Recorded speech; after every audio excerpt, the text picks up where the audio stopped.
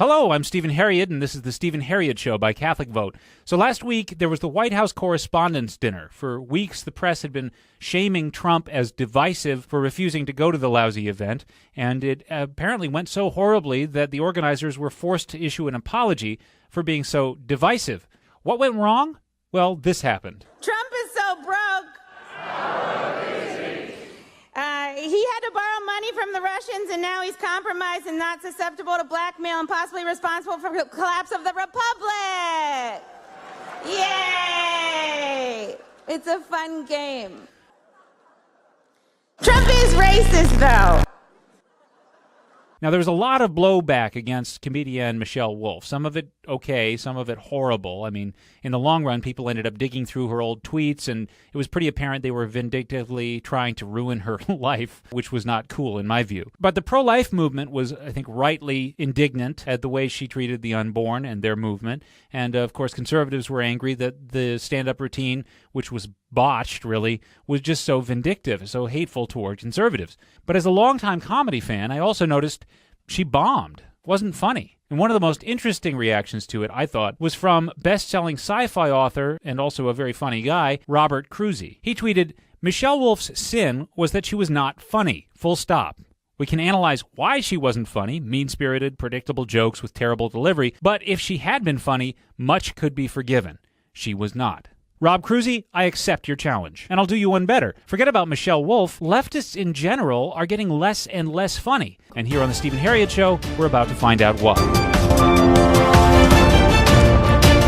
I think it was Mark Twain who once said that a joke is like a frog. If you dissect it, you'll kill it. Don't worry, I'm not going to dissect any jokes. I wouldn't even say that there are rules to comedy, but there is such a thing as human nature, and comedy is all about making humans go, ha! Human nature doesn't change, and whatever rubs it the wrong way isn't funny. Whatever tickles it is. Again, these aren't rules, it's just the reality of it. There aren't rules to comedy, it's just, it's not necessarily. Rule number 1, there has to be some common bond between the comedian and the audience. Rule number 2, even if it's mean comedy, there still has to be some common bond between the comedian and the target of the jeers, except when there isn't. Rule number 3, sometimes mean comedy can be totally unsympathetic to the target, but only when the target is universally condemned. All right, now let's take a look at leftist comedy. Again, rule number 1, you have to have some common bond between the comedian and the audience. Otherwise, you'll make the audience angry, or you'll be playing one side of the audience against the rest of it, trying to start a riot. When Steve Harvey does racial humor to a majority black Southern audience, that's his home turf, he even goes out of his way to acknowledge the white people in the crowd. He lets them in on the joke. Black people handle getting fired different from white folk. Willie, we're gonna have to let you go. Oh, no, you didn't. Oh, I know. You ain't finna let Willie Turner. Oh, don't nobody let Willie Turner go. Even Richard Pryor, who did really angry racial comedy, did the same thing. Usually when white people come to see me work, they usually take notes or look like they're doing some kind of sociological research. Well, what does that word mean, Martha? Is that really, do they talk like that? But even leaving aside those potentially controversial kinds of comedy, virtually all of comedy is about surprising an audience with new but strangely familiar ways of describing or dealing with experiences that we all have in common. Take Mitch Hedberg. Dogs are forever in the push-up position.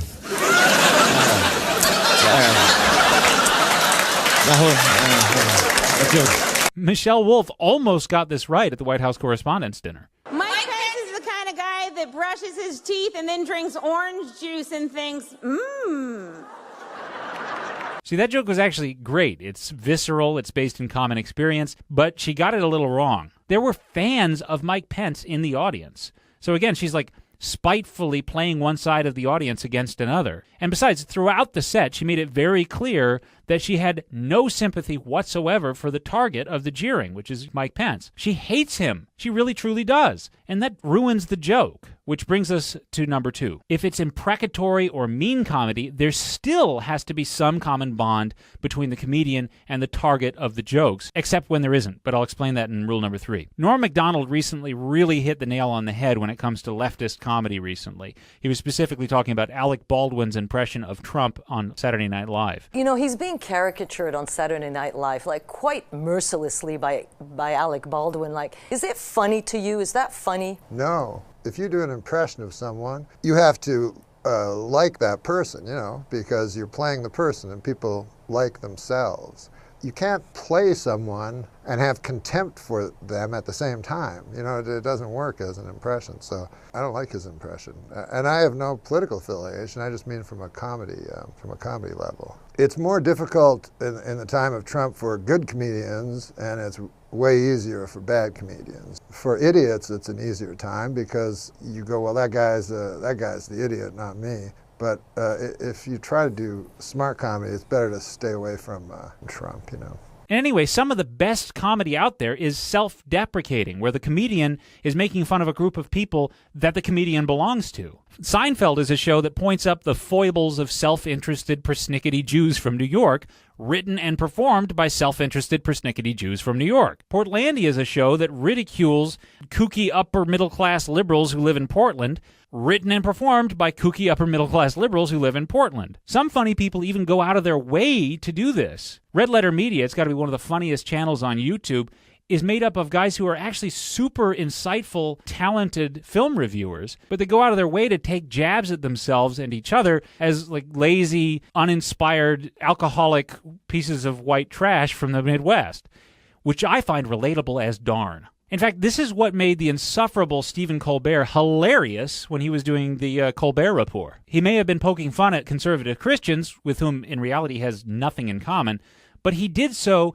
in the persona of a conservative Christian. In fact, Colbert was particularly brilliant. He was able to play both to his leftist tribe and to conservatives, which enabled him to produce, in my opinion, uproariously successful jokes like this one-line greeting he gave to a room full of Hollywood liberals. Good evening, godless sodomites. To self-deprecating conservatives, Colbert was cathartic. To leftists, he pantomimed a caged conservative, like a dangerous exotic animal. It's fun to watch its fearsomeness because it's safely in captivity. Of course, as we all know, Stephen Colbert is no longer funny at all. More on that later. Even when conservative comedian Steven Crowder makes fun of his opponents, he often does so from a leftist perspective. When Louder with Crowder recently did a bit where they sent in one of their interns to kind of make fun of an LGBT gathering, the intern played the part of an LGBT quack. He identified as computer sexual. So Sven, when it gets to your turn, give your story like we talked about, make your joke, say you can call me anything you want, just not Windows 2000, and then end it with, I'm also a raging. Well, my name is Sven Computer. My pronouns, I don't really care. You can call me anything. Just don't call me Windows 2000. That will be very offensive. And that's about it. And I'm a rage. Now, if the erudite 6'2" Christian conservative Steven Crowder, completely as himself, standing there with his open carry firearm, had just lashed out at a group of LGBT people, it wouldn't have worked. In fact, it would have come across as mean-spirited. Kind of like this. Mike Pence is also very anti-choice. He thinks abortion is murder, which, first of all, don't knock it till you try it. And when you do try it, really knock it. You know, you got to get that baby out of there. And yeah, sure, you can groan all you want. I know a lot of you are very anti-abortion, you know, unless it's the one you got for your secret mistress. Rule number 3, sometimes mean comedy can be totally unsympathetic to its target. I mean, no holds barred, totally just vindictive mockery and jeering. But only when the target of the jeering is universally, by any reasonable person, condemned. That way the comedian and the audience are attacking the same thing. Disney and Warner Brothers famously did this with our enemies in World War II, making fun of Adolf Hitler, Nazism, and even the Japanese.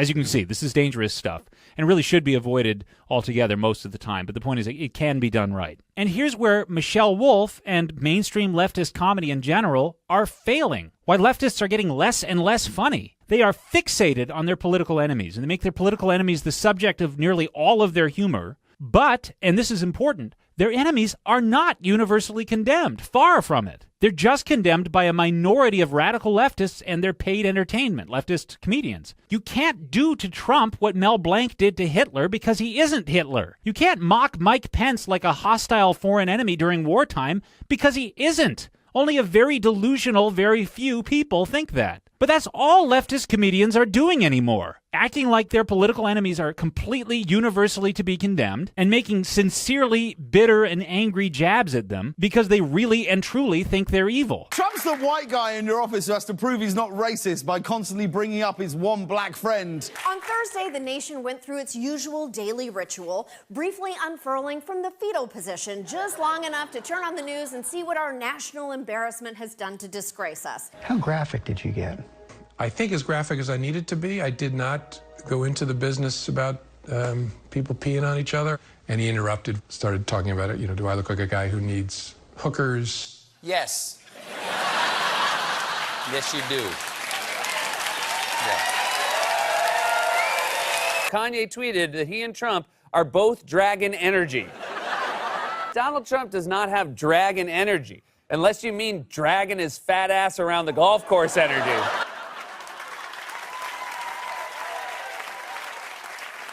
And don't let the well-fed studio audience fool you. This is falling flat. It's actually alienating audiences. It's a huge turnoff to watch a small, bitter minority act like their political opponents are the devil, and ordinary people who don't agree with that, we don't exist. We're not even acknowledged as worthy of being part of the audience. You know, they say, and in my opinion it's true, that the left can't meme. Well, that's not the only area in which the left is failing when it comes to humor. It's becoming more and more clear that ultimately, leftist humor, like the jokes that Michelle Wolf was most criticized for at the Correspondents Dinner, is bombing.